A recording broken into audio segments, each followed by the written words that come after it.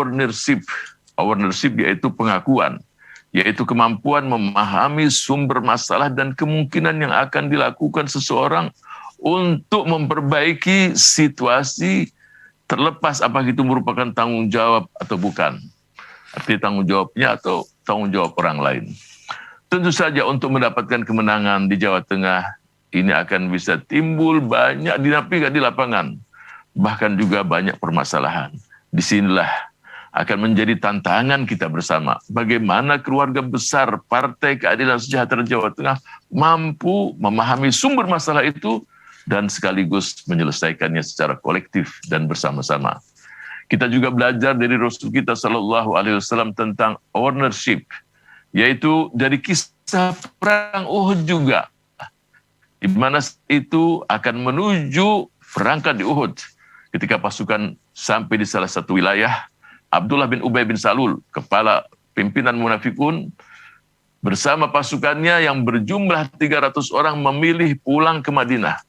Akhirnya pasukan Rasul Shallallahu Alaihi Wasallam yang berjumlah 1.000 orang tinggal 700. Namun demikian, Rasul Shallallahu Alaihi Wasallam tidak memarah-marahi atau memaki Abdullah bin Ubay bin Salul. Beliau lantas mengambil 2 langkah yang tadi saya sudah sampaikan di depan tadi, yaitu memulangkan anak-anak remaja agar tidak menjadi korban dan kemudian menempatkan 50 orang pemanah di atas bukit di Uhud. Tidak berhenti di situ permasalahannya. Permasalahan kembali terjadi ketika pasukan Muslim di Bukit Uhud melihat kemenangan sudah kelihatan di depan mata mereka. Ashab bin Jabir dari puncak Bukit Uhud tadi, mereka turun ke bawah dan mengatakan untuk mengambil rampasan perang tersebut. Ibnu Jubair, pemimpin pasukan pemanah, mencoba dan berusaha untuk mengingatkannya. Apakah kalian lupa pesan baginda Rasul? Tanpa memedulikan peringatan Abdullah, mereka tetap juga turun.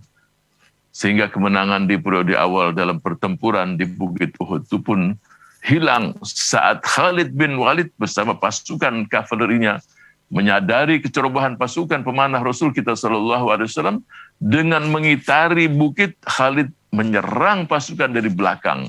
Hal ini yang kemudian membuat lembah Uhud jadi jebakan sempurna bagi pasukan Muslim, membuat mereka terdesak dari arah depan dan ke belakang.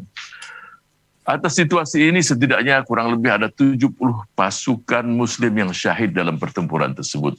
Namun Rasul kita Shallallahu Alaihi Wasallam tidak pernah memojokkan siapapun atau menyalahkan pasukan pemanah. Rasul Shallallahu Alaihi Wasallam tidak pernah mengatakan kepada Ashab bin Jabir yang memprovokasi pasukan untuk turun. Beliau juga tidak pernah menyalahkan Ibnu Jubair, pemimpin pasukan pemanah. Yang ingin saya garis bawahi, dalam kondisi-kondisi tertentu jangan kita saling menyalahkan satu dengan yang lain, tetapi kita fokus bagaimana menghadapi permasalahan tersebut.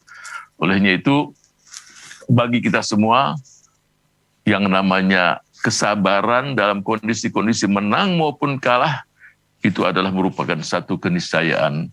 Dan apapun yang akan terjadi, pasti bagian dari takdir Allah Subhanahu wa Ta'ala.